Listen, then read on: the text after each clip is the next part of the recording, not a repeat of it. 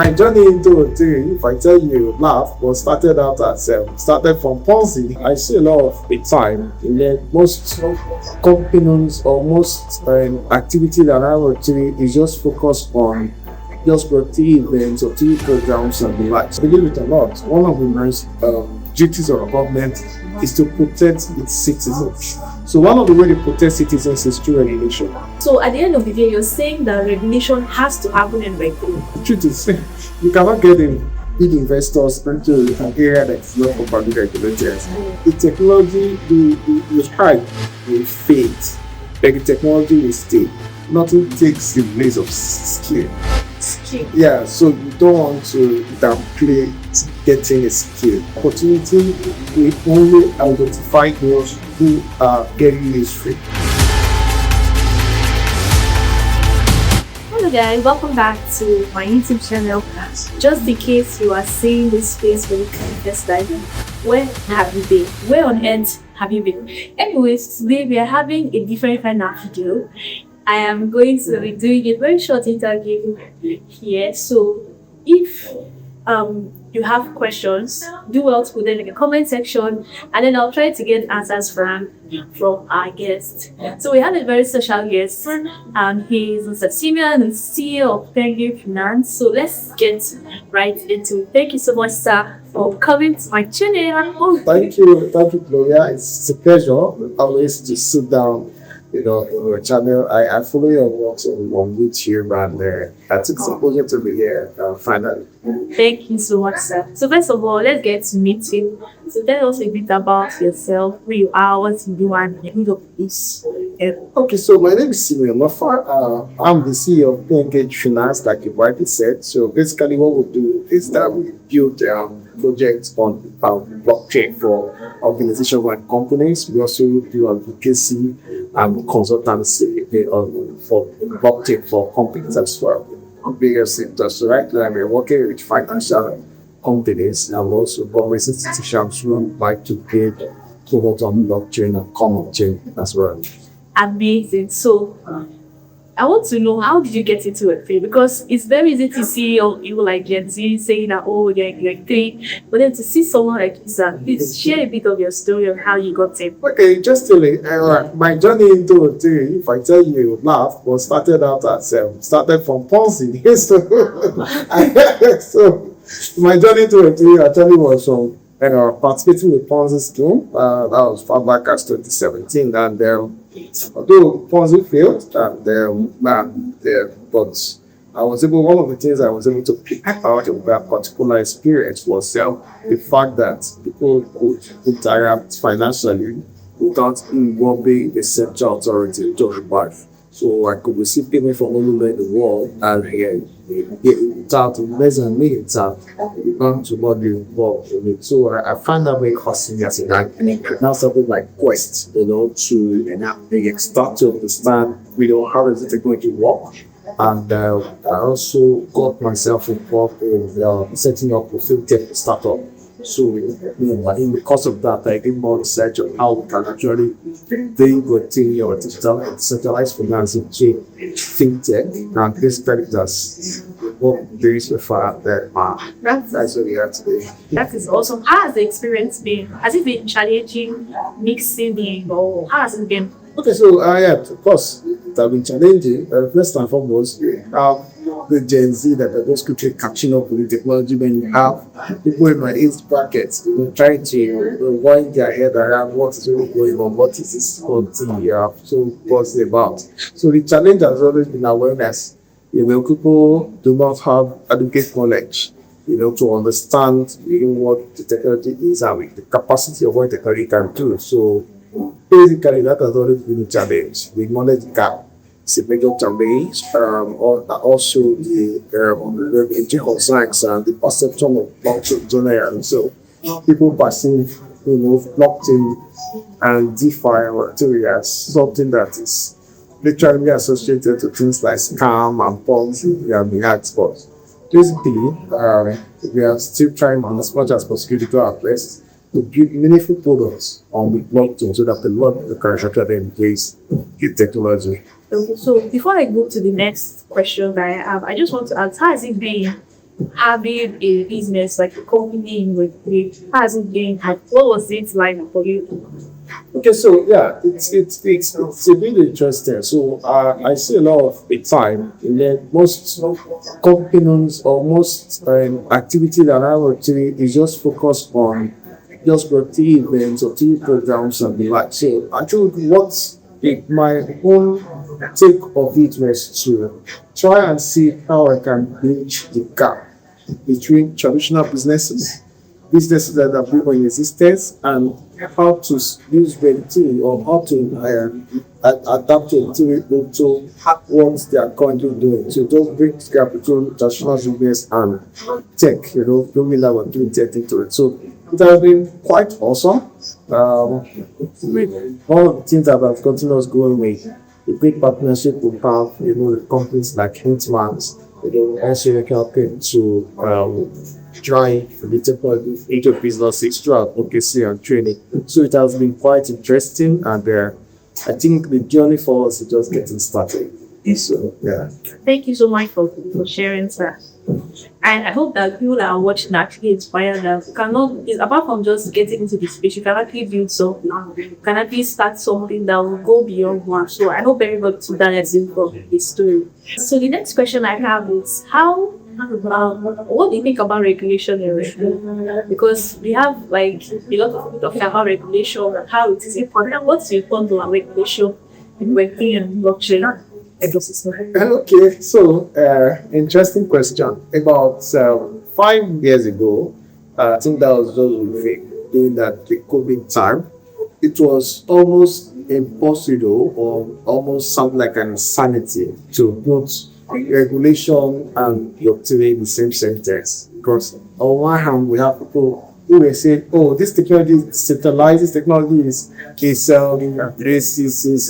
freedom." So bringing in regulation into the technology is already defeating the purpose of decentralization and freedom it offers, right? So, but by and large, we've come to see that regulation in a sense is not a bad thing per se, because one of the most, well, believe it or not, one of the most duties of a government is to protect its citizens. So one of the ways to protect citizens is through regulation.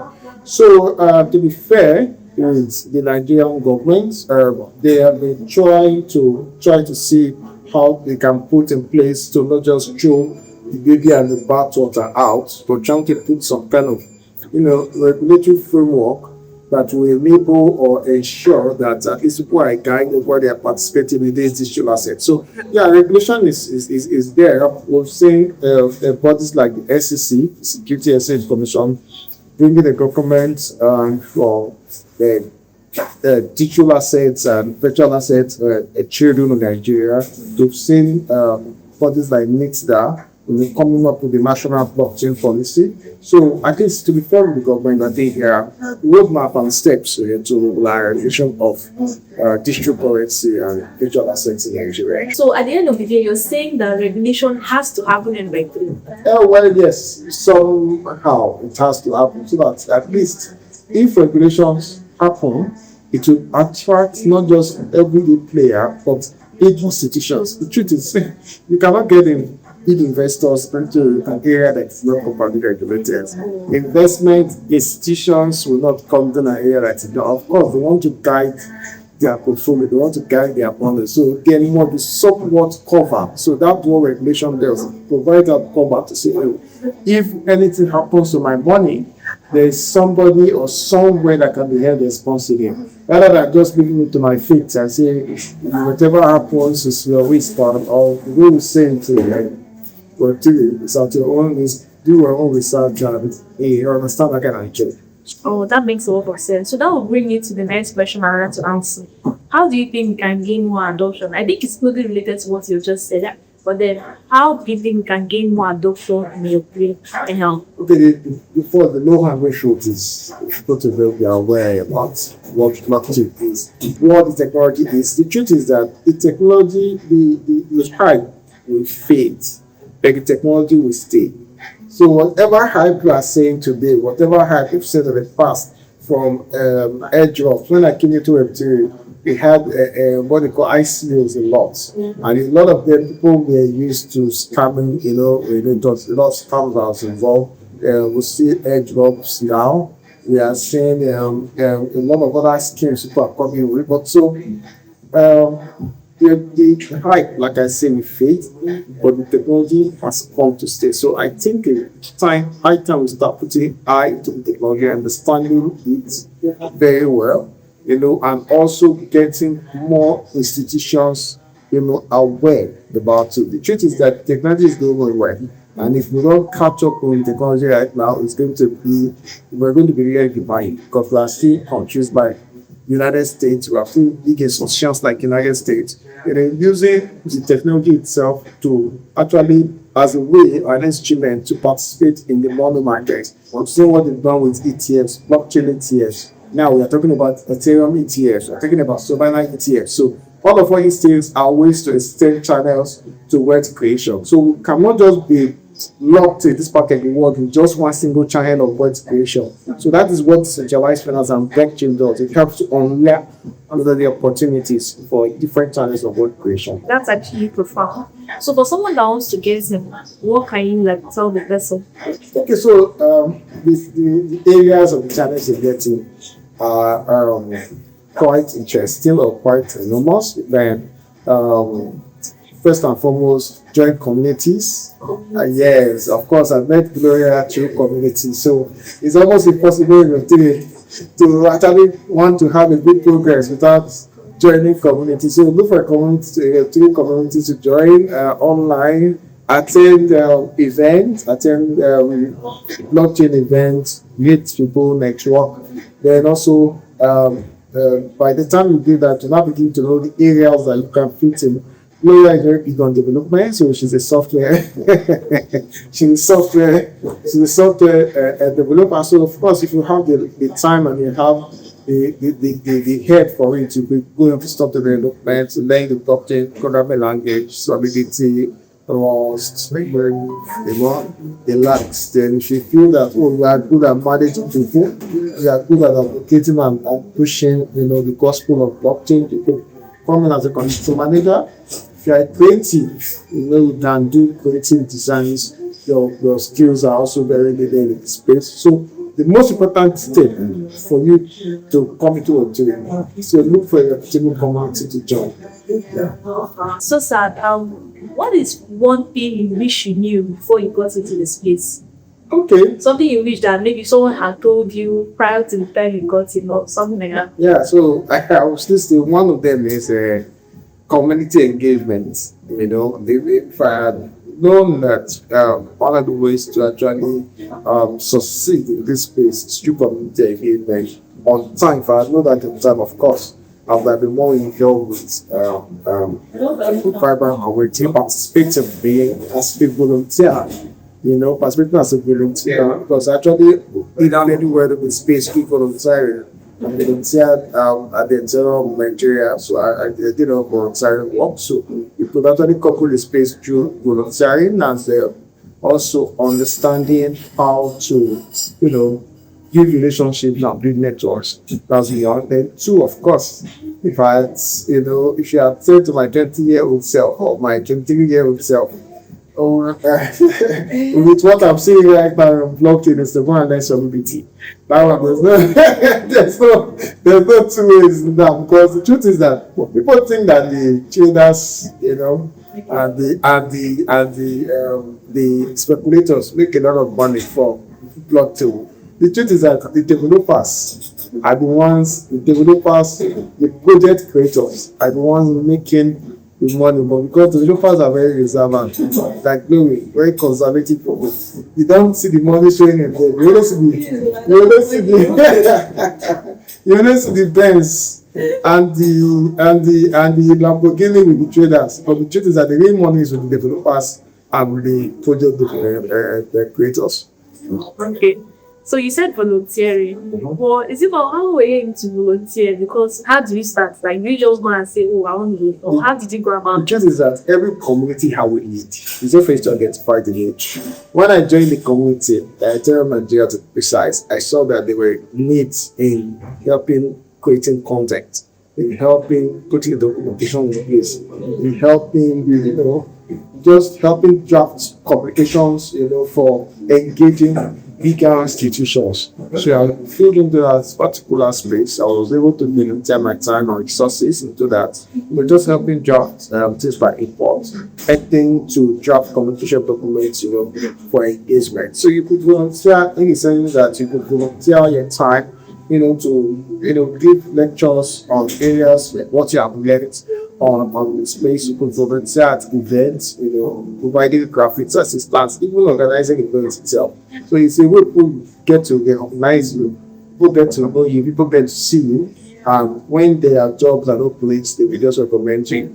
Yeah. So you see, volunteering, don't feel like if Mr. Simeon can volunteer, why? Please, go volunteer. Very good. So the last question is, and what's your advice to your people generally? Maybe across life, not just working. One of my biggest advice, young people, the truth is that nothing takes the place of skill. Yeah, so you don't want to downplay getting a skill. The skill could be digital skill. The skill could be non-digital skill. But because I'm in digital space, of course, I'm advocating for getting a digital skill.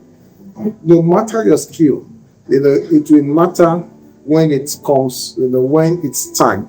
Because the truth is that AI has even come to make things easy.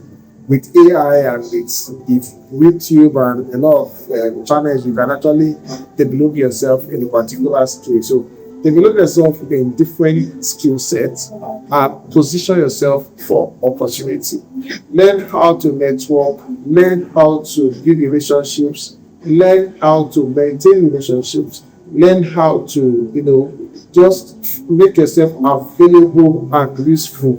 You understand? Don't come into a space and you are not being useful, you want to be complacent, you want to be relaxed, come into a space and make yourself available and be useful. Because the truth is that opportunity will only identify those who are very useful. So get yourself a skill, make yourself useful in any space you find yourself, and make yourself almost indispensable. That is what I always tell myself. I say, if I'm coming to this space, how will I make myself so useful that there is no decision that will be made here without involving myself? So that is basically it. That's actually very, very profound. Some of this, it's because of make sure that you're indispensable. Learn how to build relationships. Learn how to maintain the relationships as well. And then, apart from technical skills, which is or like skills in general that you should have, there are still some other things that you need to also ensure that you're really once. You just have the skill and you're not making any progress. But then, thank you so much, sir, for your time. I'm sure that anybody that watches this video will go back to like lots of things to work with or work on. So I really appreciate the time. Thank you so much, sir. Thank you so much. There you have it, guys. So thank you so much for watching. If you have questions, drop them in the comment section. And if you like this video, then please do also like it, share this video, and drop your comments like I said. And I'll see you in the next one. Bye.